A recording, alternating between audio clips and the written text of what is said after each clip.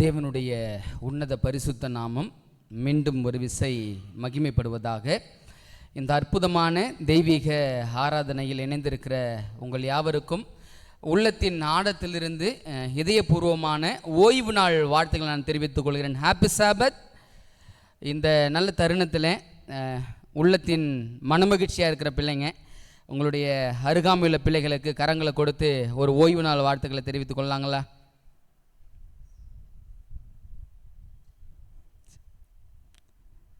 சந்தோஷம். கர்த்தர் உண்டு பண்ணின நாள் இதில் மகிழ்ந்து கலிகுற கடவோம் என்று சொல்லி வேதம் சொல்கிறது. கடந்த 6 நாட்களும் நீங்கள் சுமந்த சுமைகள், நீங்கள் கடந்து வந்த பாதைகள், நீங்கள் சந்தித்த அனுபவங்கள் எல்லாவற்றையும் பரலோகத்தின் ஆண்டவர் பார்த்து கொண்டிருக்கிறார். ஒரே ஒரு வாக்குத்தத்தம் தாங்க, பூமியின் சகல நாட்களில் நான் உங்களோடு கூட. அந்த ஒரு வாக்கு போதுங்க. நம்ம தெய்வம் நீங்கள் எங்கே போனாலும் எங்கே வந்தாலும் எந்த வேலையை செய்தாலும் அவருடைய கரம் நிச்சயமாய் நம்மோடு இருக்கும். அந்த ஒரு வார்த்தையை நாம் முன்னிட்டு தேவ சமூகத்தில் நாம் தொடர்ந்து ஜெபங்களை ஏறெடுப்போம். நிச்சயமாகவே பலவீனத்தோடு சுகவீனத்தோடு தேவைகளோடு பிரச்சனைகளோடு இருக்கிற நம்முடைய வாழ்க்கையை மாற்றுவதற்கு பரலோக தேவன் நிச்சயமாகவே ஒரு தகுதி உள்ளவராக இருக்கிறார். சில நேரங்களில் தேவ சமூகத்தில் நாம் இருதயங்களை ஊற்றி ஜெபிப்போம். ஆண்டவரே பதில் கிடைக்கவில்லையே என்று சொல்லி நம்ம யோசிப்போம். ஆனால் அதற்கான காலத்தையும் நேரத்தையும் முன்குறித்து வைத்திருக்கிற ஆண்டவர் அந்த காலங்களில் நிச்சயமாய் செய்வார். அந்த பாக்கியத்தோடு கூட இந்த தெய்வீக ஆராதனையின் வேளையில் தேவ செய்திக்குள்ளே நாம் கடந்து செல்ல இருக்கிறோம். சமீப காலத்தில் தேவ சமூகத்தில் அமர்ந்து வேதாகம சம்பவங்களை நான் தனித்தனியாக பிரித்து கொண்டிருந்தேன். பழைய ஏற்பாட்டில் என்னென்னலாம் சத்தியம் இருக்குது, புதிய ஏற்பாட்டில் என்னென்ன சத்தியங்கள்லாம் இருக்கிறது என்று சொல்லி நான் பிரித்து கொண்டிருந்தேன். அப்படி பிரித்து கொண்டிருக்கும் பொழுது சுவிசேஷ புத்தகத்தில் ஒரு நபருடைய வாழ்க்கையை படிக்கும்படியாக ஆவியானவர் எனக்கு உதவி செய்தாருங்க. அந்த நபருடைய வாழ்க்கையை நான் படிக்கும் பொழுது அந்த நபருடைய இருதயத்தின் கதறல் என் காதுகளை தொனித்து கொண்டே இருந்தது. அந்த வார்த்தை என்ன அப்படின்னா, செய்த பாவம் என்னை நெருக்குதே, நான் செய்த பாவம் என்னை நாளுக்கு நாள் நெருக்குதே என்ற அந்த வார்த்தை அந்த மனிதனுடைய வாழ்க்கையிலிருந்து பிறந்ததை என்னால் பார்க்க முடிந்தது. வேதாகமத்தில் சில சம்பவங்களை நான் புரிந்து கொள்ள எனக்கு கொஞ்சம் கடினமாக இருக்கிற சூழ்நிலையில் அதற்கு விளக்கம் கொடுக்கக்கூடிய தீர்க்கதரிசியின் புத்தகங்களை ஆராய்வது ஒரு சில நேரங்களில் என்னுடைய வழக்கமாக இருக்கிறது. சில நேரங்களில் வேதாகமத்தை புரிந்து கொள்வதற்காக தான் ஆண்டவர் என்ன செய்கிறார்னா தீர்க்கதரிசி வச்சிருக்கிறார். ஸோ அப்படியாக இந்த மனிதனுடைய வாழ்க்கையை நான் தொடர்ந்து வேதாகமத்தில் படித்து கொண்டிருந்தேன். மேலும் தகவல் எனக்கு தேவைப்படுகிற சமயத்தில் நான் போய் அந்த எழுத்தாளருடைய புத்தகத்தை வாசிக்க ஆரம்பித்தேங்க. அப்போ வாசிக்கும் பொழுது அவங்க சொன்ன சில செய்திகள் என்னை உண்மையாகவே அந்த மனிதனுடைய வாழ்க்கை எவ்வளவு கடினமான வாழ்க்கை என்றோ, அந்த மனிதனையும் தேவன் எவ்வளமாய் நேசிக்கிறார் என்பதையும் அந்த சம்பவத்தில் என்னால் பார்க்க முடிந்தது. உண்மையாகவே நம்ம தேவன் ஒரு எல்லையற்ற அன்புடையவர் என்பதையும், உள்ளத்தின் ஆழத்திலிருந்து நீங்கள் நானும் ஏதோ ஒரு விஷயத்துக்காக துடித்து கொண்டிருப்போம்ல, ஏதோ ஒரு காரியத்துக்காக ஏக்க முடியவர்களாக இருக்கிறோம்ல, அந்த ஏக்கத்தையும் எண்ணத்தையும் துடிக்கிற அந்த துடிப்பையும் ஆண்டவர் நிறைவேற்றுவதற்காக பிரயாசப்படுகிற அந்த தருணத்தையும் அந்த சம்பவத்தில் தெளிவாக என்னால் பார்க்க முடிந்ததுங்க. மார்க் எழுதின நற்செய்தி நூல் எல்லாருக்கும் ரொம்ப தெரிஞ்ச ஒரு நபர் தான், பரிச்சயமான ஒரு நபர் தான். அந்த நபருடைய வாழ்க்கையிலிருந்து என்னத்தை நம்ம படித்து கொள்ள முடியும் என்ற ஒரு காரியம் இருக்குது இல்லைங்களா? கொஞ்சம் வாசிப்போம். 2வது அதிகாரம், மார்க்கு 2வது அதிகாரம், 2வது அதிகாரத்தில் வசனம் 1 நான் வாசிக்கிறேன். நான் சொல்கிறவங்க வாசிங்க. ஒவ்வொரு நபரும் ஒரு கிட்டத்தட்ட ஒரு 6-7 வசனங்கள் உண்டு. அந்த வசனங்களை நான் சொல்கிறவங்க வாசிங்க. ஆன்சி முதல் வசனத்தை வாசிங்கம்மா. சில நாட்களுக்கு பின்பு அவர் மறுபடியும் கப்பர்நகமுக்கு போனார். அவர் வீட்டில் இருக்கிறார் என்று ஜனங்கள் கேள்விப்பட்டு. பாருங்க, இயேசு கிறிஸ்து மேல சில காரியங்களை செய்து முடிச்சிடறாரு. அதான் பைபிள் சொல்லுது, சில நாட்களுக்கு பின்பு அவர் மறுபடியும் கப்பர்நகமுக்கு போனார், அவர் வீட்டில் இருக்கிறார் என்று ஜனங்கள் கேள்விப்பட்டு. இப்ப 2வது வசனம் நெகேமியா வாசிங்க. உடனே வாசலுக்கு முன்னும் நிற்க இடம் போதாதபடிக்கு அநேகர் கூடி வந்தார்கள். அவர்களுக்கு வசனத்தை போதித்தார். பினோன் 3வது வசனம் வாசிங்கம்மா. அப்பொழுது 4 பேர் ஒரு திமிர்வாதக்காரனை சுமந்து கொண்டு அவரிடத்தில் வந்தார்கள். வசனம் 4 அர்ஷியா வாசிங்கம்மா. ஜனக்கூட்டத்தின் நிமித்தம் அவருக்கு சமீபமாய் சேரக்கூடாமல் அவர் இருந்த வீட்டின் மேற்கூரையை பிரித்து திறப்பாக்கி திமிர்வாதக்காரன் கிடக்கிற படுக்கையை இறக்கினார்கள். பாருங்க, 4 வசனத்தை வாசிச்சிருக்கிறோம். 5வது வசனம் வாசிங்கம்மா. இயேசு அவர்கள் விசுவாசத்தை கண்டு திமிர்வாதக்காரனை நோக்கி, மகனே, உன் பாவங்கள் உனக்கு மன்னிக்கப்பட்டது என்றார். இதாங்க சம்பவம். பெர்னிஸ் அடுத்தது பாஸ் நம்மளை வாசிக்க சொல்லிடுவாரோ அப்படின்னு ஒரு பார்வை. அதனால தான் பெர்னிஸை வாசிக்க சொன்னோம். சரி, சந்தோஷம். சம்பவத்தை வாசித்துட்டோம். மார்க் 2வது அதிகாரத்தில் இயேசு கிறிஸ்து கப்பர்நகும் என்ற ஒரு பட்டினத்தில் இருக்கிறாரு. முக்கியமா யார் வீட்டில் இருக்கிறார் அப்படின்னா பேதுருவினுடைய மாமி வீட்டில் இருக்கிறார். மற்ற சுவிசேஷ புத்தகங்களை ஆராயும் போது இந்த கருத்து வருகிறத பார்க்க முடியும். பேதுருவினுடைய மாமி வீட்டில் கப்பர்நகும்ல இயேசு கிறிஸ்து அமர்ந்திருக்கிறார். அவர் அமர்ந்திருக்கும் பொழுது அன்னைக்கு இருந்த ஜனங்களுக்கு ஒரு செய்தி போயிடுச்சு. செய்தி என்ன அப்படின்னா, கப்பர்நகுமுக்கு இயேசு கிறிஸ்து வந்திருக்கிறார் என்ற செய்தி வந்துருச்சு. இப்ப அந்த செய்தியை கேட்ட அநேக மக்கள் எங்க கூடி வராங்க அப்படின்னா கப்பர்நகும்ல அந்த பேதுருவின் மாமி வீட்டுக்கு கூடி வராங்க. ஏன் அப்படின்னா கிறிஸ்து அநேக அற்புதங்களையும் அதிசயங்களையும் அவர் செய்து கொண்டிருக்கிறார் என்ற செய்தி மக்களுக்கு போயிடுச்சுங்க. சுகவீனத்தோடு இருந்தவங்க, பலவீனத்தோடு இருந்தவங்க, யாருக்கெல்லாம் பிரச்சனைகள் உள்ளதோ அந்த பிரச்சனை உள்ள நபர்கள் எல்லாம் பேதுருவினுடைய மாமி வீட்டை நோக்கி படையெடுத்து வந்துட்டாங்க. இப்ப படையெடுத்து ஒரு பெரும் கூட்டம் அந்த கப்பர்நகும்ல பேதுருவினுடைய மாமி வீட்டை சுற்றி இருக்கிறது. பெரும் திரள் கூட்டம். இப்ப இந்த பெரும் திரள் கூட்டத்தை வேதாகமம் காட்டிட்டு அப்படியே கேமராவை கொஞ்சம் எந்த பக்கம் திருப்புறாங்க அப்படின்னா யாரோ ஒரு 4 பேர் என்ன செய்யறாங்க? வசனத்தை நான் வாசிக்கிறேன் பாருங்க. வசனம் 3, அப்பொழுது 4 பேர் ஒரு திமிர்வாதக்காரனை சுமந்து கொண்டு அவரிடத்தில் வந்தார்கள். யார் இடத்துல வந்தாங்க? இயேசுவின் இடத்துல. இப்ப அப்படியே அந்த 4 பேரை போக்கஸ் பண்றாங்க. அந்த 4 பேர் ஒரு திமிர்வாதக்காரன், அந்த திமிர்வாதக்காரனை கூட்டிக்கிட்டு இயேசுவின் இடத்துல வந்திருக்கிறாங்க. அவன் படுக்கையில் இருக்கிறான், படுக்கை எடுத்துக்கிட்டு வந்திருக்கிறாங்க. இப்ப வந்து பார்க்கறாங்க. சம்பவம் என்ன அப்படின்னா அந்த வீட்டை சுற்றிலும் திரளான கூட்டம் இருக்கிறது. அந்த திரளான கூட்டத்தை பார்த்தவங்க என்ன செய்யறாங்க அப்படின்னா வசனம் சொல்லுது, நான் பின்னாடி அதை விவரிக்கிறேன். என்ன சொல்றாங்க, என்ன செய்யறாங்க அப்படின்னா அந்த வீட்டினுடைய மேலை திறப்பாக்கி வீட்டு மேற்கூரை என்ன பண்ணிட்டாங்களா? பிரிச்சுட்டாங்களாம். பிரிச்சுட்டு இந்த திமிர்வாதக்காரனை எங்க இறக்குறாங்க? இயேசு எந்த இல்லத்துக்குள் இருந்தாரோ அந்த இல்லத்துக்குள் அந்த திமிர்வாதக்காரன் பிடித்த மனுஷனை படுக்கையோடு என்ன செஞ்சாங்க? இருக்கனாங்க. அவன் இயேசுவை சந்திச்சான். இயேசுவும் உன் பாவம் மன்னிக்கப்பட்டதுன்னு சொல்லி முடிச்சிட்டார். இந்த சம்பவத்தை வாசித்தேன். உள்ளத்துக்குள்ள சில கேள்விகள் எழும்பியது. யார் ஆண்டவரே இந்த திமிர்வாதக்காரன்?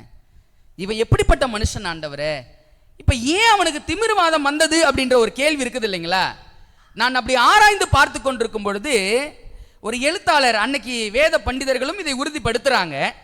நம்முடைய எழுத்தாளர், நம்முடைய சபையின் தீர்க்கதரிசி என்ன சொல்றாங்கன்னா, இந்த திமிர்வாதக்காரன் எந்த வயதுடையவன் என்பது முதலாவது என்னுடைய கேள்விங்க. அப்ப அந்த கேள்வியை நான் ஆராய்ந்து கொண்டிருக்கும் பொழுது இந்த திமிர்வாதம் பிடித்திருந்த மனுஷன் ஒரு மூத்த வயதுள்ள மனிதன் கிடையாது, அல்லது ஒரு நடுத்தரமான வயதுள்ள மனிதன் கிடையாது. இந்த திமிர்வாதக்காரன் ஒரு வாலிபன் என்று சொல்லி எழுதியிருந்தாங்க. இந்த திமிர்வாதம் பிடித்த மனுஷன் ஒரு வாலிபன் என்றும், வாலிப வயதுல இவனுக்கு என்ன வந்துருச்சு அப்படின்னா, இன்னைக்கு திமிர்வாதம் அப்படின்னா என்ன வார்த்தையை சொல்லலாம் தெரியுங்களா? பேரலைஸ். இல்ல, பேரலைஸுக்கு தமிழ்ல என்னங்க? பக்கவாதம் அப்படின்னு சொல்லுவாங்கல்ல. அவங்களால இயங்க முடியாது, தானா ரொம்ப கடினப்படக்கூடிய ஒரு சூழ்நிலை. அப்படிப்பட்ட மனுஷன் யார் அப்படின்னா இந்த திமிர்வாதக்காரன் என்று சொல்லி நம்ம பார்க்கிறோம். பேர்லாம் இல்லை. இப்ப இவன் வாலிபனா இருக்கிறபடியினால இவனுக்கு இந்த பேரலைஸ் வந்துருச்சு. இவன் பேரலைஸ் ஆனபடியினால, பேரலைஸ் ஆனவங்க ஒருபோதும் அவங்களால ஒரு காரியமும் அவங்களால செய்து கொள்ள முடியாது. எங்க தான் இருப்பாங்க? படுக்கையில தான் இருப்பாங்கல்ல. இப்ப படுக்கையில் இருந்த இவனுடைய உள்ளத்தில் பலவிதமான கேள்விகள், அந்த கேள்விகள் அவனை கொஞ்சம் கொஞ்சமாக கொன்று கொண்டிருக்கிறது. அந்த கேள்வி என்ன அப்படின்னா, இந்த வாலிப வயசுல எனக்கு இப்படிப்பட்ட ஒரு பிரச்சனை வந்துருச்சே, இப்படிப்பட்ட காரியங்கள் வந்து விட்டதே அப்படின்னு சொல்லி ரொம்ப கஷ்டப்பட்டு கொண்டிருக்கிற ஒரு சூழ்நிலை. இவனுக்கு பெற்றோர் உண்டு, உடன் பிறந்த சகோதரன் சகோதரிகள் உண்டு. இப்ப அந்த பெற்றோர்களும் உடன் பிறந்த சகோதரன் சகோதரிகளும் இவனை எவ்வளவு நாள் பார்க்க முடியும்னு ஒரு விஷயத்தை யோசித்து பாருங்களேன். தாய் ஒரு பெற்ற கடமைக்கு ஒரு சில வருஷங்களா ஒரு வேளை பிள்ளை இப்படி இருக்கிற சூழ்நிலையில பார்க்க முடியுங்க. ஆனா சில நேரங்களில் தாய்க்கே ஒரு வெறுப்பு அப்படின்னு வந்துடும்ல. தந்தை பல வருடங்களாய் தன் பெற்றெடுத்த பிள்ளை தான், ஆனா அவன் இப்படிப்பட்ட ஒரு சூழ்நிலை இருக்கிறாங்க. தந்தையும் சில காலம் பார்க்கிறாரு, ஆனா அது பழகி போன சமயத்துல அவரும் அவனை பார்ப்பதற்கான பார்வை எப்படியாய் மாறி இருக்கும் என்பதை சிந்திச்சு பாருங்களேன். இப்ப இந்த வாலிபன் படுக்கையில் படுத்துக்கொண்டு சில விஷயங்களை யோசிக்கிறான். என்ன யோசிக்கிறான் அப்படின்னா, வாலிப வயதுல எல்லாம் சொல்லுவாங்கல்ல, வாலிப வயசு எப்படிப்பட்ட வயசுங்களாம், ஓடுற பாம்பை மிதிக்கிற வயசு அப்படின்னு என்ன அர்த்தம், ரொம்ப ஆக்டிவா இருக்கிற வயசு. வாலிபர்கள் நினைச்சா எதை வேணாலும் சாதிக்க முடியும். வாலிபர்கள் நினைச்சாங்க அப்படின்னா அவங்க என்ன நோக்கத்தை நிறைவேற்ற நினைக்கிறாங்களோ அந்த நோக்கத்தை சரியாய் நிறைவேற்ற முடியும். இப்ப அப்படிப்பட்ட வயதுடையவன் தான் யார் அப்படின்னா அந்த திமிர்வாதக்காரன். இந்த திமிர்வாதக்காரன் வாலிப வயதுல இந்த பிரச்சனையை தன் வாழ்க்கையில் கொண்டவனா இருக்கிறபடினால இவனுக்கு உள்ளத்துல ஒரு பெரிய கேள்வி. அந்த கேள்வி என்ன அப்படின்னா, ஏன் இந்த பேரலைஸ் எனக்கு வந்துச்சு, ஏன் இந்த திமிர்வாதம் எனக்கு வந்துச்சு, முழுமையாக முடக்கப்பட்ட சூழ்நிலையில் நான் முடங்கி இருக்கிறேனே, மற்றவர்கள் எனக்காக செய்து கொண்டிருக்கிற வேலையை நான் பார்த்து கொண்டிருக்கிறேனே, எனக்காக நான் ஒன்றுமே செய்து கொள்ள முடியாத அளவுக்கு நான் இப்படி இருக்கிறேனே, எனக்கு ஏன் இந்த பிரச்சனை வந்துச்சு அப்படின்னு சிந்திக்க ஆரம்பிக்கிறான். பாருங்க, எழுத்தாளர் எழுதுறாங்க, இவன் யூதனுங்களாம், அதாவது தேவனை நம்புகிற ஒரு குடும்பத்தை சார்ந்தவனா. இவனுக்கு ஒரு நம்பிக்கை இருந்துச்சு. அந்த நம்பிக்கை என்ன அப்படின்னா, அன்னைக்கு இருந்த அந்த காலகட்டங்களில் இப்படி யாராவது சுகவீனப்பட்டுட்டாங்க அப்படின்னா, இப்படி யாராவது பலவீனப்பட்டுட்டாங்க அப்படின்னா போதகர்களையும் வேத பாரகர்களையும் வர வச்சு கைகளை வைத்து ஜெபம் செய்தால் இந்த பிரச்சனை நீங்கிவிடும் என்பது அன்னைக்கு இருந்த வழக்கம். அதை செய்தும் இருந்தாங்க. இப்ப இந்த வாலிபனுக்குள்ள ஒரு உள்ளத்துக்குள்ள ஒரு உணர்வு வந்துருச்சு. அந்த உணர்வு என்ன அப்படின்னா, நான் இப்படி பேரலைஸ் ஆயிட்டேன், நான் திமிர்வாதனாய் கடக்கிறேன், இப்ப ஒருவேளை எனக்கானவர்கள் என் தலையில் கை வைத்து ஜெபம் செய்தால் நான் சுகமடைவேனே என்று சொல்லி அவனுடைய குடும்பத்தார் மூலமாக என்ன செய்யறான் அப்படின்னா, அந்த வேத பாரகருக்கும் அன்னைக்கு இருந்த போதர்கள் கையிலையும், இன்னைக்கு நம்ம வார்த்தையில சொன்னா யாருங்க, பாஸ்டர் இல்ல, அன்னைக்கு இருந்த பாஸ்டருங்க ஜெபம் செய்யும்படி ஒரு அழைப்பை கொடுக்குறான். அவங்களும் இந்த வாலிபனை நோக்கி வராங்க. பார்த்தவங்க என்ன தெரியுங்களா செய்தாங்க, அவனை தூரத்தில் இருந்து பார்த்தாங்க. பார்த்தவங்க சொன்னாங்க, இது பாவத்துடைய சம்பளம், இது பாவத்தினால் வந்தது, இவன் ஏதோ பாவம் செஞ்சிருக்கிறான், அந்த பாவத்தினால இந்த பிரச்சனை இவனுக்கு வந்திருக்குது, அதனால இவன் என்ன பண்ண முடியாது, சுகமாக்க முடியாது, அவனுடைய பாவத்தை அவன் சுமந்துதான் ஆக வேண்டும் அப்படின்னு சொல்லிட்டான். இப்ப இவன் உள்ளத்துக்குள்ள இருந்த ஒரு நம்பிக்கை, கட்டாயம் வருவாங்க, என் தலையில கை வச்சு ஜெபம் பண்ணுவாங்க, நான் என்ன பண்ணிடுவேன், சுகமாயிடுவேன். என் நண்பர்களை பார்க்கிறேன், என் நண்பர்கள் ஓடி ஆடி வேலை செய்து சந்தோஷப்படுகிறத பார்க்கிறேன், இன்னும் கொஞ்ச நாள் நான் நிச்சயமாய் அவர்களை போல நானும் மாறிடுவேன். அவர்கள் எப்படி ஓடி தாவுகிறார்களோ, அவர்கள் எவ்வளவு சந்தோஷிப்பித்திருக்கிறார்களோ அதே விதமான சந்தோஷத்தை நானும் என் வாழ்க்கையில் அடைவேன். வரப்போறாங்க, என் தலையில கை வைக்க போறாங்க, ஜெபம் செய்ய போறாங்க, அந்த ஜெபம் எனக்கு சுகத்தை தரப்போகிறது அப்படின்னு சொல்லி ரொம்ப ஆர்வத்தோடு இருந்துகிட்டு இருந்தானா. ஆனா இந்த வாலிபனுக்கு அந்த ஆர்வத்தினுடைய பலன் என்னங்க, ஏமாற்றம். இப்ப இவன் மனசுக்குள்ள ஒரு எண்ணம் ஓடுகிறது. அந்த பேரலைஸா படுத்து கொண்டிருக்கிறவன் ஒரு வார்த்தையை சொல்றான், செய்த பாவம் நெருக்குதே என்னை. அவன் யோசிக்கிறான், வாலிப வயசுல ஏன் இந்த பாவம் எனக்கு வந்துச்சு, நான் தவறான செயல்முறைகளில் இருந்தேன், எனக்கு பேரலைஸ் சும்மாலாம் வரல, நான் செய்த பாவத்தினுடைய பலனா ஒருவேளை இவங்க சொல்றபடி அவங்க சொல்லிட்டு போயிட்டாங்கல்ல. என்ன சொல்லிட்டு போயிட்டாங்க, இவன் பாவம் செஞ்சான், அந்த பாவத்தினால இவன் தண்டனை அனுபவிக்கிறான். இப்ப இவன் மனசுக்குள்ள ஒரு கேள்வி எழும்பிடுச்சு, உண்மையாகவே அவர்கள் சொல்வது போல அந்த பாவத்தினுடைய சம்பளத்தை தான் என் வாழ்க்கையில் நான் சுமந்து கொண்டிருக்கிறேனா என்ற கேள்வி அவனுக்குள்ள உருவாயிடுச்சு. அவன் யோசிக்கிறான். அந்த வார்த்தைகளை நான் வாசித்து கொண்டிருக்கும் பொழுது அவன் முதல் வார்த்தையை சொல்கிறான், பாவம் செய்யும் போது தெரியலை எனக்கு, செய்த பிறகுதானே தவிக்குது மனசு. பாவம் செய்யும் போது தெரியலை எனக்கு, செய்த பிறகுதானே தவிக்குது மனசு. யார் தேற்றுவார் என்னை, யார் மாற்றுவார்? யார் தேற்றுவார் என்னை, யார் மாற்றுவார்? ஏங்குதே இதயம் ஏங்குதே, தூங்கத்தான் இமைகள் மறக்குதே. ஏங்குதே இதயம் ஏங்குதே, தூங்கத்தான் விழிகள் மறக்குதே. செய்த பாவம் நெருக்குதே என்னை. அந்த பாவம் எப்படி அவனை நெருக்குது அப்படின்னா, அவன் கட்டிலுக்கிடையாய் கிடக்கிறவன், அவனால் எந்த அசைவும் செய்ய முடியாது, ஒரு பக்கத்திலே படுத்து கொண்டிருக்கிறவன். நாட்கள் போக போக போக இந்த நபருக்கு என்ன ஏற்படுதுன்னா, ஒரு சிறிய அளவு புண் வருது, ஒரு காயம் ஏற்படுகிறது. அந்த காயம் கொஞ்சம் கொஞ்சமாய் அதிகமாகி எப்படிப்பட்ட சூழ்நிலைக்குள்ள இந்த வாலிபம் வந்துட்டான் அப்படின்னா, தன் சதைகள் எல்லாம் கிழிந்து தொங்குகிற அளவிற்கு இவனுடைய உடம்பு வந்து கொஞ்சம் கொஞ்சமாய் அரிக்க ஆரம்பிச்சிருச்சுங்களா. அவன் யோசிக்கிறான், மேலே இருந்த அந்த வேதபாரர்களும் பரிசேயர்களும் சதிசேயர்களும் வந்து கை வச்சு ஜெபம் பண்ணா நான் சுகமாயிடுவேன்னு நினைச்சேன். இப்போ எனக்கு இருந்த ஒரு நம்பிக்கை அவங்களும் என்ன பண்ணிட்டாங்க, போயிட்டாங்க. என்னை காப்பாற்றுவதற்கு நபர்களே இல்லையா என்று சொல்லி அவன் சொல்லுகிற அடுத்த வார்த்தை தான், நான் செய்த பாவம் என்னை கொஞ்சம் கொஞ்சமாக நெருக்கி கொண்டிருக்கிறது, நான் மரணத்தை நோக்கி சென்று கொண்டிருக்கிறேன், யார் என்னை தேற்றுவார், யார் என்னை மாற்றுவார்னு சொல்லி அவனுடைய வாழ்க்கை கொஞ்சம் கொஞ்சமாக மரணத்தை நோக்கி சென்று கொண்டிருக்கிற வாழ்க்கைங்களாம். ஒரு எழுத்தாளர் இப்படி எழுதியிருந்தாரு.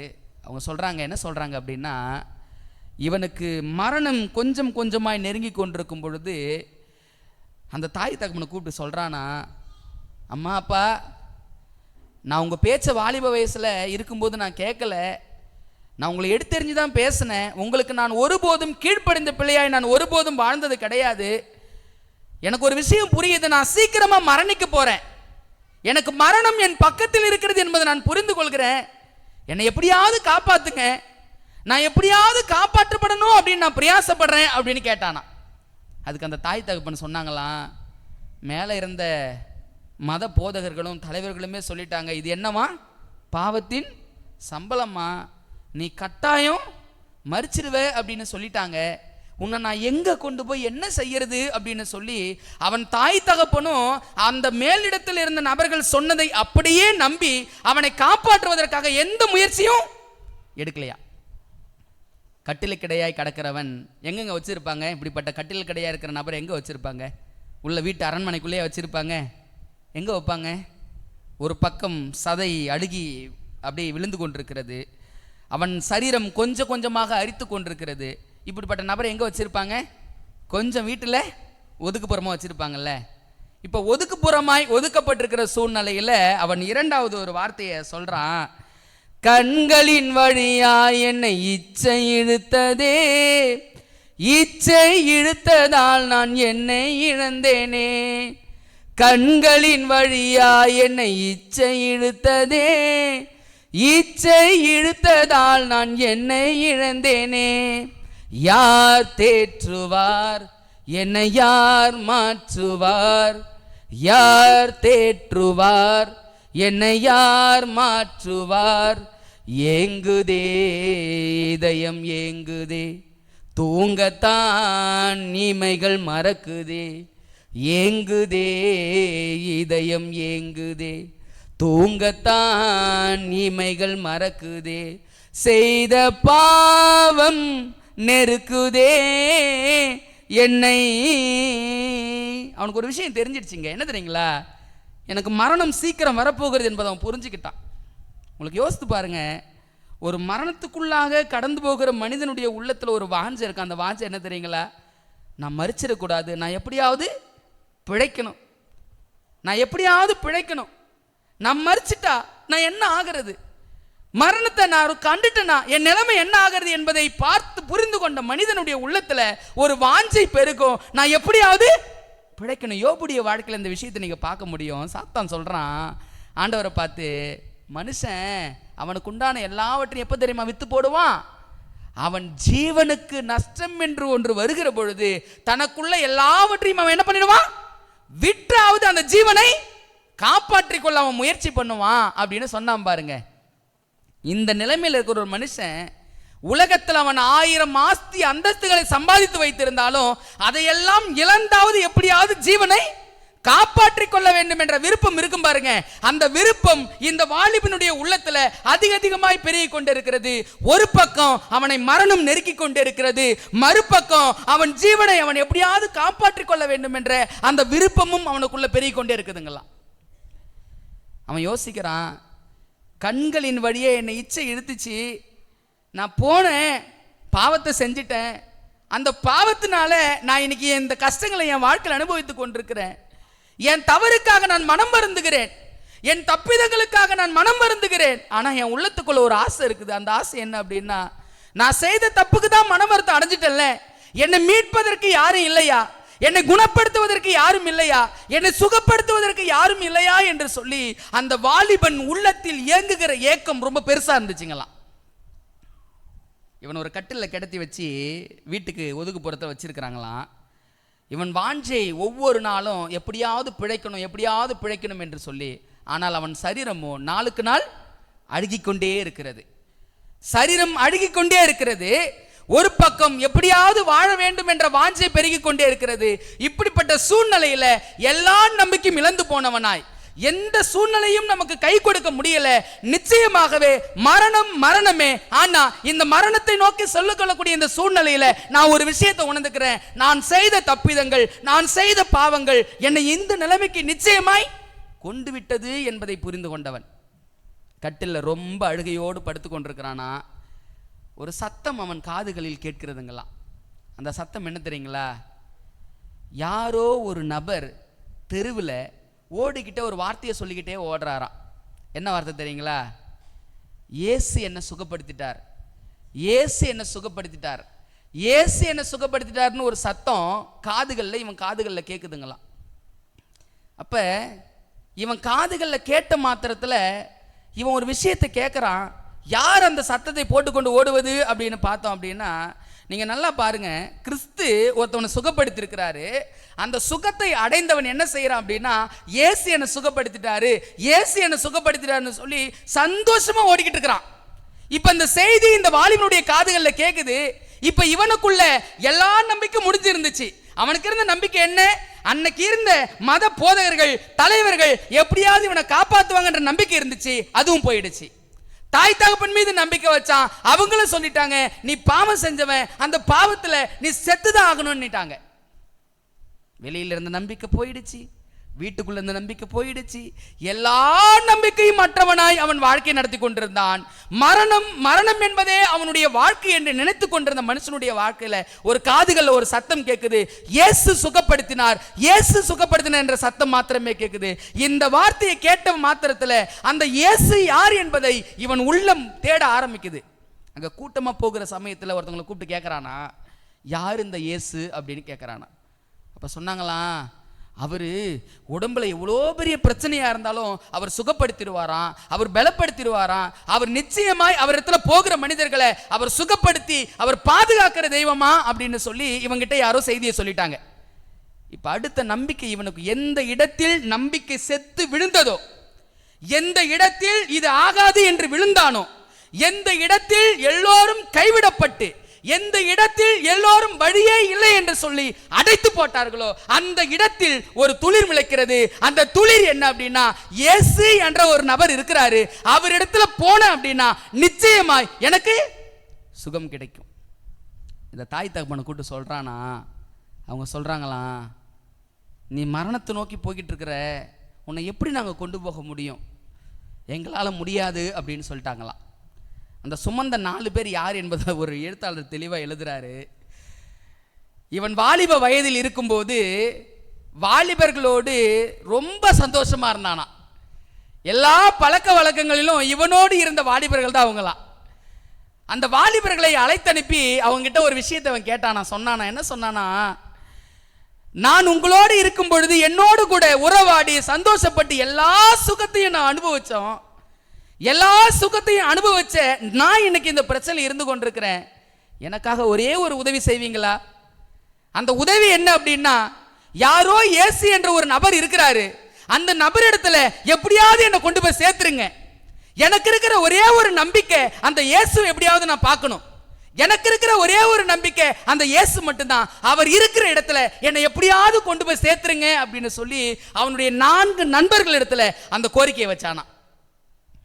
அந்த 4 நண்பர்களும் கட்டிலுக்கு 4 கால்கள் இல்லை, அந்த 4 கால்களை ஒவ்வொரு கால்களும் ஒவ்வொரு நபர் பிடிச்சிக்கிட்டு இவனை தூக்கிட்டு சுமந்துக்கிட்டு போகிறாங்களாம். சுமந்துக்கிட்டு போனவங்க அவனை படுக்க வச்சு சுமந்து கொண்டு போகிறாங்க. இவன் உள்ளத்துக்குள்ள ஒரு வாஞ்சை, அந்த வாஞ்சை என்ன அப்படின்னா, நான் மரிச்சு போயிடுவேன்னு நினைச்சேன், மரணம்தான் எனக்கு நியமிக்கப்படுதுன்னு நினைச்சேன், இப்ப எனக்கு ஒரு நம்பிக்கை பிறந்திருக்குது. அந்த நம்பிக்கை என்ன அப்படின்னா, அந்த இயேசுவை நான் பார்க்கணும், அந்த இயேசுவை நான் பார்த்தனா மீண்டும் நான் சுகமாக்கப்படுவேன், என் வாழ்க்கை மீண்டும் புதுப்பிக்கப்படும் என்ற அந்த உணர்வு இவனுக்குள்ளாக இருந்து கொண்டே இருக்குதுங்களா. இவங்க 4 நண்பர்கள் எடுத்து வைக்கிற ஒவ்வொரு அடியிலும் அவனுடைய வாழ்க்கைக்கான நம்பிக்கை பெருகிக்கொண்டே இருந்துச்சுங்களாம். இப்ப கப்பர்நகமுக்கு வந்துட்டாங்க. வந்து இயேசு கிறிஸ்து இருந்த வீட்டுக்கு முன்னாடி கொண்டு வந்துட்டாங்க. இங்க ஒரு பெரிய பிரச்சனை. என்ன பெரிய பிரச்சனை? வீட்டுக்கு முன்னாடி என்ன இருக்குதுன்னு படிச்சோம், பெரிய திரள் கூட்டம்ல. அந்த கூட்டத்தை பார்த்து இந்த 4 நபர்களும் மனம் முடிஞ்சு ஓரம் வச்சுட்டாங்களாம். அவனை பார்த்து சொன்னாங்களாம், பா கூட்டம் ரொம்ப பெருசா இருக்குதுப்பா, எப்படி கொண்டு போக முடியும், சாத்தியமே இல்லையே, சாத்தியமே இல்லையே, எப்படி கொண்டு போக முடியும் அப்படின்னு கேட்டாங்களாம். அதுக்கு இவன் சொன்னானா, நான் சந்தோஷமா இருக்கிற நேரங்களில் என்னோடு அனுபவித்து எனக்கு எவ்வளோ திட்டங்களை கொடுத்துருப்பீங்க தவறான காரியங்களை செய்வதற்கு, எவ்வளோ விஷயங்களை நீங்கள் நானும் பிளான் பண்ணி செஞ்சிருப்போம். இப்போ ஏதாவது ஒரு பிளான் பண்ணி என்னை எப்படியாவது ஏசுக்கிட்ட கொண்டு போங்க அப்படின்னு சொல்லி இவன் ரெக்வெஸ்ட் வச்சு தான் வாசித்தேன். அதுக்கப்புறம் என்ன சம்பவம் நடந்துச்சு என்பதுதான் பைபிள் நம்ம வாசித்தோம். அந்த மேற்கூரையை பிரிக்கிற அளவுக்கு இந்த நட்பினுடைய பழக்கம் இருந்துச்சு அப்படின்னா, அந்த மேற்கூரையை பிரித்து தான் அந்த நபரை உள்ள இறக்க போறாங்க. இப்ப இந்த நபர் வருகிற வழியில அவனுடைய சதை கொஞ்சம் கொஞ்சமாக அழுகி விழுந்து கொண்டே இருக்குதுங்களாம். அவன் சரீரம் அழுகி விழுந்து கொண்டிருக்குது. அவனுடைய வாழ்க்கை மரணம் மரணம் என்ற ஒரு காரியத்தை நிர்ணயித்துக் கொண்டே இருக்கிறது. அவனுக்கு இருக்கிற ஒரே ஒரு நம்பிக்கை கிறிஸ்து இயேசு மாத்திரம்தான். அந்த இயேசுவை பார்த்தா தாம் பிழைத்து விடுவேன் என்று சொல்லி அங்கு ஒரு காரியம் இருக்கிறது. இப்ப இந்த 4 நபர்கள் கூரையின் மேல ஏறுறாங்க. கூரையின் மீது ஏறும் பொழுது கூரைக்குள்ள இருக்கிறவங்களுக்கு அந்த அந்த இதுவெல்லாம் விழும் இல்லைங்களா. இதை பார்த்து மாத்திரத்தில் இயேசுவினுடைய சீஷர்கள் எல்லாம் பயப்படுறாங்க. ஏன் பயப்படுறாங்க?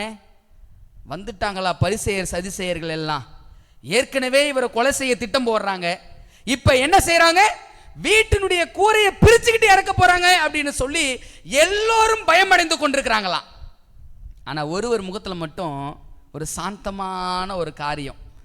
அந்த சாந்தமான காரியம் இருக்கிறத பார்த்தவங்களுக்கு ரொம்ப ஆச்சரியமா, நாங்கெல்லாம் இவ்வளோ பயப்படுறோம், ஆனா இந்த இயேசுவினுடைய முகத்துல ஒரு பயமும் இல்லையே, இது எப்படி அப்படின்னு சொல்லி அவங்க பார்த்துக்கிட்டே இருந்தாங்களாம். பார்த்துக்கிட்டே இருக்கிற சமயத்துல அந்த கூரை பிரிக்கப்பட்டாயிடுச்சு. ஒரு கட்டில் இறங்குகிறது. அந்த கட்டில் எப்படி இறங்குகிறது அப்படின்னா, நீங்க யோசித்து பாருங்க. ஒரு குழந்தை, ஒரு 3 மாத 4 மாத குழந்தை ஒரு ஒரு 1 மணி நேரம் 2 மணி நேரம் தாயை பார்க்கலன்னு வச்சுங்களேன், சரி ஒரு நாள் கூட வச்சுக்கங்களேன், ஒரு நாள் முழுவதும் குழந்தை தாயின் முகத்தை பார்க்கவே இல்லை. இப்போ அந்த பிள்ளை ஒரு நபர் கடந்து போனாங்க அப்படின்னா அதனுடைய பார்வை எப்படி இருக்கும்? இதான் என் அம்மாவா, இதான் என் அம்மாவா அப்படின்னு பார்க்குற ஒரு பார்வை இருக்கும்ல. இந்த திமிர்வாதக்காரனுடைய கட்டில் மெல்ல உள்ள இறங்குதுங்களா. அந்த திமிர்வாதக்காரன் முன்னாடி பின்னாடி யாரை பார்த்து கிடையாது, இயேசுவை பார்த்தது கிடையாது. இவன் என்ன செய்யறான் அப்படின்னா, அப்படியே கண்களை விட்டு அலாசிக்கிட்டே இருக்கிறான். யார? யார் அந்த இயேசு? யார் அந்த இயேசு? யார் அந்த இயேசு என்று சொல்லி அவனுடைய கண்கள் அலைபாய்ந்து கொண்டிருக்கிறது. ஒரே ஒருவர் மாத்திரம்தான் அந்த கலக்கமான சூழ்நிலையில அந்த கட்டிலை பார்த்து கொண்டே இருக்கிறாரு. என்ன பார்த்து கொண்டிருக்கிறாருன்னா, அவருக்கு தெரியும் ஒரு அழிவில் இருக்கிற ஆத்துமா என்னை நோக்கி வந்து கொண்டிருக்கிறது, அழிவை நோக்கி சென்று கொண்டிருக்கிற ஒரு மகன் என்னை நோக்கி வந்து கொண்டிருக்கிறான், நான் அவனை சுகப்படுத்த போகிறேன் என்ற விஷயம் மாத்திரம் இயேசுவுக்கு தெரியுங்க. அந்த கட்டில் அப்படியே மெல்ல இறங்குது. அவன் கண்ணார பார்த்துக்கிட்டே இருக்கிறான், யார் அந்த இயேசு, யார் அந்த இயேசு, என்னை சுகப்படுத்துகிற இயேசு யாரு என்பதை அவன் சுற்றி பார்க்கிறான். சுற்றி பார்த்து அந்த கட்டில் இறக்கி வைக்கப்பட்டது. வைக்கப்பட்ட மாத்திரத்தில் கிறிஸ்து இங்கே என்ன செய்திருக்கணும் என்பதை நீங்களான ஒரு கணம் புரிந்து கொள்ள வேண்டியதாக இருக்குது. மாம்சம் ஒருபுறம் அழுகி விழுந்து கொண்டிருக்கிறது. அழுகி விழுந்து கொண்டிருக்கிற இந்த மனிதனை பார்த்து தேவன் என்ன வார்த்தையை சொல்லியிருக்கணும்? மகனே, உன் சுகவீனம் நீங்குவதாக சொல்லியிருக்கணும் இல்ல? மகனே, உன் காயங்கள் கட்டப்படட்டும்னு சொல்லியிருக்கணும் இல்ல? இப்ப கிறிஸ்து என்ன வார்த்தையை பயன்படுத்துறாருன்னு பாருங்களேன். மகனே, உன் பாவம் உனக்கு மன்னிக்கப்பட்டது. அப்ப நல்லா யோசித்து பாருங்க, கிறிஸ்துவும் எந்த வார்த்தையை பயன்படுத்துறாருன்னா, உன் பாவம் உனக்கு மன்னிக்கப்பட்டது. அப்ப இந்த நபர் இந்த பிரச்சனையை சந்திப்பதற்கான காரணம் என்ன என்பதை தெளிவாய் நீங்கள் நான் புரிந்து கொள்ள வேண்டியதா இருக்கிறது. வாலிப வயதுல இருந்தவன் ஆண்டவர் நியமித்த வாழ்க்கையின்படி வாழல. அவன் எதையெல்லாம் செய்யக்கூடாதோ எல்லா அக்கிரமங்களையும் எல்லா பாவங்களையும் தன் வாழ்க்கையில் செய்து தேவனுக்கு விரோதமான ஒரு வாழ்க்கையை வாழ்ந்து அந்த பாவ வாழ்க்கைக்கான பலனை தன் சரீரத்தில் அடைந்து தீர்த்தவனாய் இறங்கி இருக்கிறான். ஆண்டவர் பார்த்து சொல்றாரு, உன் பாவம் உனக்கு மன்னிக்கப்பட்டது. கிறிஸ்துவுக்கு அன்பானவர்களே, இந்த சம்பவத்தை கேட்டுக்கொண்டிருக்கிற நீங்கள் நானும் இந்த சம்பவத்தில் ஒரு மிக முக்கியமான விஷயத்தை நீங்கள் நானும் புரிந்து கொள்ள வேண்டியதா இருக்கிறது. அந்த காரியம் என்ன அப்படின்னா, தன் வாழ்க்கை மரணம், தனக்கு மரணம்தான் நேரப் போகிறது. இருந்த எல்லா வழிகளும் அடைபட்டு விட்டாயிற்று. இருந்த எல்லா சூழ்நிலைகளும் என்னை நெருக்கி கொண்டிருக்கிறது. இருந்த எல்லா நபர்களும் என்னை கைவிடப்பட்டுட்டார்கள். நம்பிக்கையே இல்லாத ஒரு சூழ்நிலை தான் யாருடைய வாழ்க்கையில் இருந்துச்சு? இந்த திமிர்வாதக்காரன் நபருடைய வாழ்க்கையில் இருந்துச்சு இல்ல? எல்லா நம்பிக்கையுமே போயிடுச்சு, எல்லா நம்பிக்கையுமே அகன்று போயிடுச்சு. ஆனால் நம்பிக்கையற்ற சூழ்நிலையிலும் நம்பிக்கையை தேவன் கொடுத்து அந்த மகனை சுகப்படுத்தி அந்த மகனை பலப்படுத்தி அவனை வீட்டிற்கு வழி அனுப்பியிருக்கிறார். அப்படின்னா இன்னைக்கு எத்தனையோ பேர் நம்முடைய வாழ்க்கையில எல்லா கதவுகளும் அடைபட்டு எல்லா சூழ்நிலைகளும் முடிந்து போயிற்று என்று சொல்லி இந்த திமிர்வாதக்கார நபரை போல எத்தனையோ சூழ்நிலைகள்ல நீங்கள் நானும் முடக்கப்பட்ட ஒரு வாழ்க்கையை வாழ்ந்து கொண்டிருக்கிறோம். இந்த சத்தியம் என்ன நமக்கு சொல்லிக் கொடுக்குது அப்படின்னா, உங்களுடைய பிரச்சனை பெருசோ சிறுசோ, நீங்க அனுபவிக்கிற வேதனை சின்ன வேதனையோ பெரிய வேதனையோ, உங்களுக்கு இருக்கிற சூழ்நிலை பெருசோ சிறியதோ எனக்கு தெரியாது. ஆனா ஒரே ஒரு விஷயம் மட்டும் எனக்கு தெரியும். என்ன தெரியும் அப்படின்னா, வாழ்க்கை மரணத்திற்கென்று ஒப்பு கொடுக்கப்பட்ட மனிதனுடைய வாழ்க்கையில புது மலர்ச்சியான அனுபவத்தை இந்த தேவனால் கொடுக்க முடியும். அப்படின்னா எல்லா சூழ்நிலைகளும் முடிந்துடுது, எல்லா கைவிடப்பட்ட காரியம் எல்லாமே நீங்கி போன ஒரு சமயம், இப்படிப்பட்ட சூழ்நிலையிலும் தேவன் கரம் கோர்க்க முடிந்தது. அப்படின்னா இன்னைக்கு அந்த நபருக்கு செய்த உதவியை ஆண்டவர் நமக்கு செய்யாம இருப்பாரா? அங்க கைவிடாத காத்த கர்த்தர் நம்மையும் கைவிட்டுருவாரா? சிந்திச்சு பாருங்க. அந்த தேவன் இன்றும் என்றும் மாறாதவரா இருக்கிறார். செய்த பாவம் நெருங்குதே என்று சொல்லி அவன் வாழ்க்கையில் ஒருவேளை துடிதுடித்துக் கொண்டிருக்கலாம்.